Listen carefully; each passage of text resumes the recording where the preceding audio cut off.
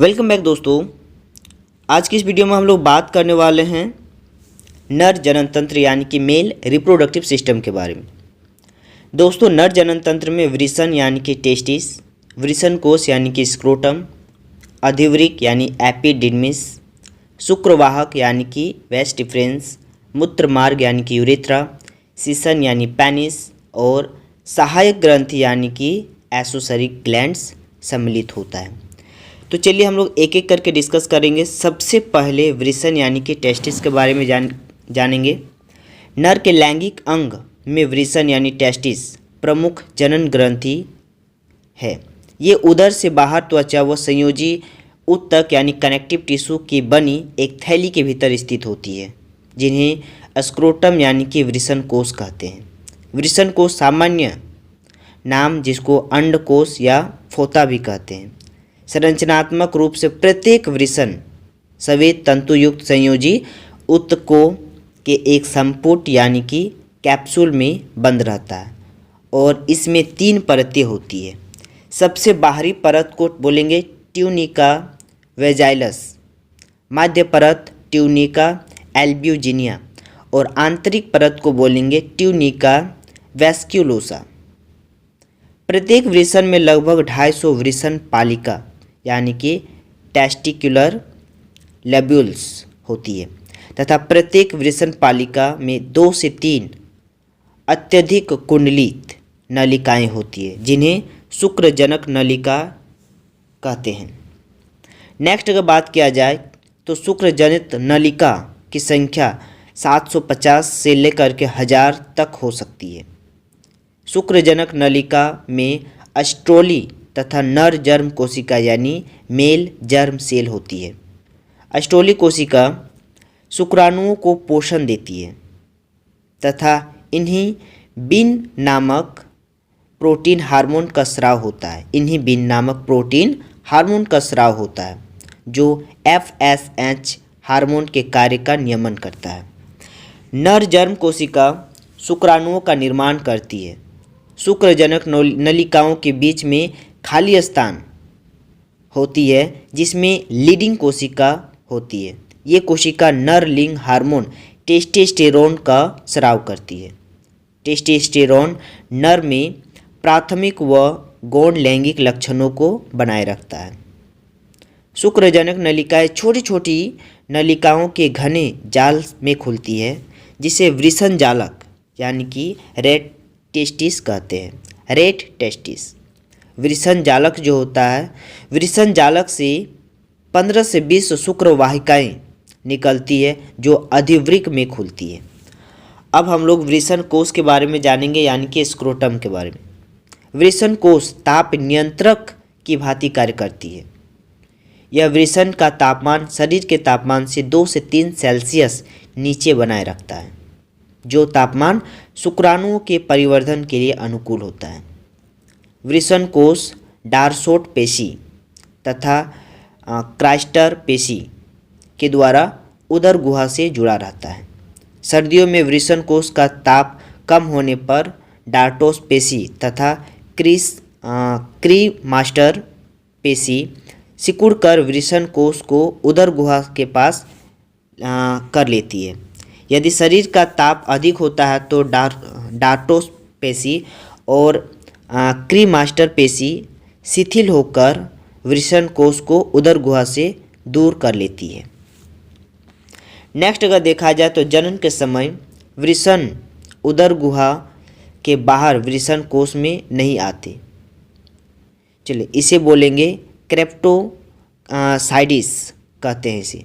Next अगर बात किया जाए तो वृषण अधिवृषण के बारे में। अधिवृषण का मतलब होता है एपिडाइडमिस के बारे में।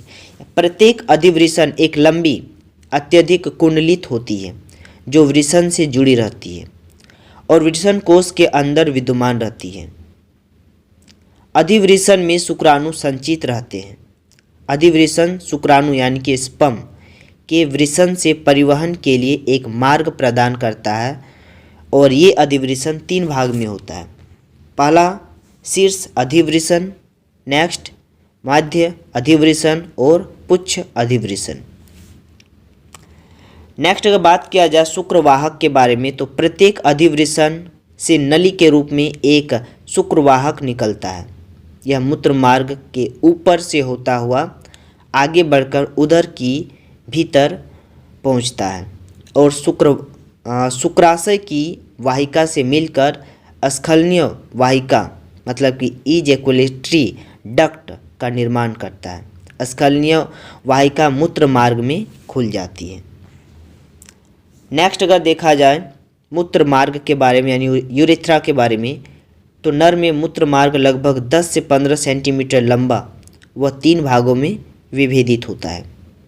अग्रवर्ती प्रोस्टेट भाग यह होता है कि प्रोस्टेट ग्रंथि से गुजरता है, अग्रवर्ती प्रोस्टेट। नेक्स्ट है मध्यवर्ती झिल्लीदार भाग, ये पश्चवर्ती शीर्षनीय भाग या मैथुन अंग होता है जो कि सिसन से होकर गुजरता है।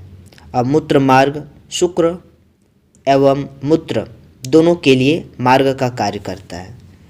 नेक्स्ट पेनिस के बारे में, सिसन के बारे में, तो यह एक बेलनाकार कार्पस संजीओलस पेशी से बना नर का मैथुन अंग होता है।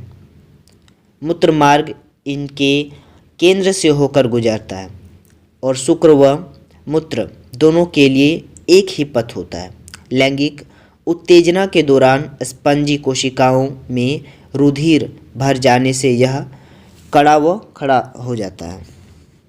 नेक्स्ट अगर बात किया जाए तो बाह्य रूप से सिसन त्वचा से ढका रहता है। सिसन का शीर्ष भाग नरम व अत्यधिक संवेदनशील होता है जिसे शिश्न मुंड कहते हैं। शिश्न मुंड त्वचा का एक ढीले वलन से ढका रहता है जिसे शिश्न मुंड छद जिसको फॉर्क स्किन भी कहते हैं, और यह अंकुचनशील होता है।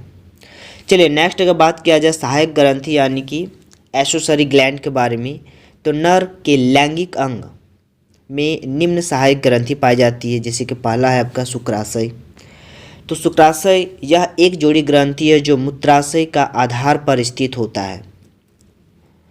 ये शुक्रिय तरल कर स्राव करती है। शुक्रिय तरल में इसमें कार्बोहाइड्रेट यानी कि सुक्रोज और प्रोटीन जो कि शुक्राणुओं को पोषण प्रदान करता है।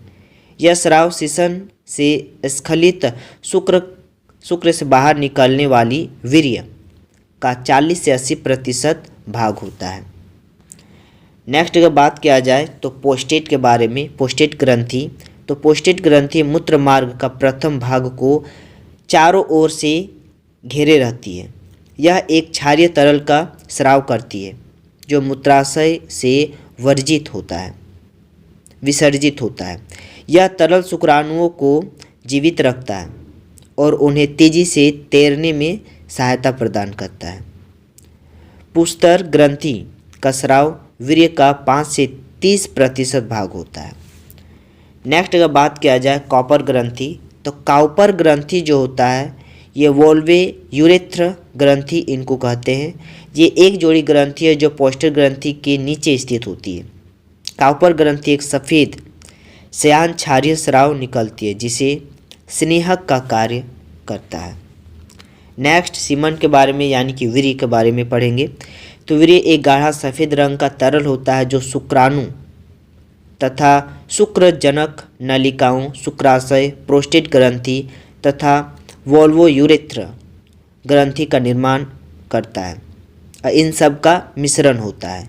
ये स्खलन यानी कि इजैकुलेशन में वीर्य का औसत आयतन 2 से 5.5 मिलीलीटर होता है जिसमें 200 से 300 मिलियन शुक्राणु होते हैं। सामान्य जनन क्षमता है तो लगभग 60% शुक्राणु सामान्यतः आकृति वाले होने चाहिए तथा लगभग 40% शुक्राणु तीव्र गतिशीलता वाले होने चाहिए।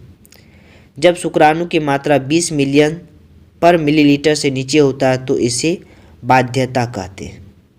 तो आज के लिए इतना ही, मिलते हैं नेक्स्ट क्लास। Thank you.